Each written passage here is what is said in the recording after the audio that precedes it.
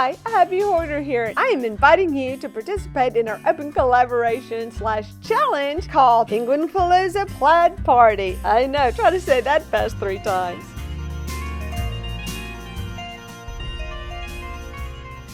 I was recently on a live stream with my friend Robin from Robin's Buys and DIYs, and I had a bag of penguins that I needed to sort through. I said, wow, these would make really good crafts because most of them look very handcrafted. So I thought it would be great fun if we did some penguin ornaments together, and then we decided to invite everybody to join in. So you can participate either by joining us on our live stream on Saturday, November 27th at 9:00 p.m.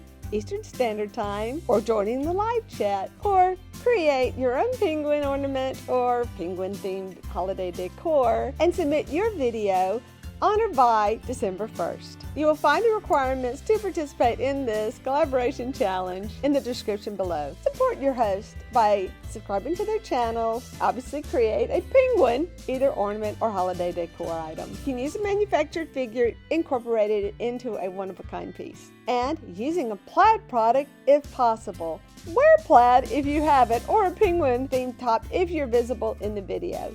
So we would love to have you join us, and if you want to be on our live stream, you need to contact us via our emails or our Instagram accounts. See you in the description below, because we would definitely like to invite you to come. So I'm hoping some of the penguins I'm showing you in this video will give you an idea of things you can craft. I have the pom-pom penguin. I have the one that's just a little round circle of wood. It could be anything round with a little beak that I think was cut out of a popsicle stick and decorated with a hat and little fun things like that. That's a store-bought penguin. Oh, and there's a little wooden one that also could be incorporated into another one-of-a-kind design. And then these little polymer clay. Who's working with polymer clay? Oh, if you are, please participate and make something for us. Hey, we know it's short notice, but most parties are more fun when there's less planning involved.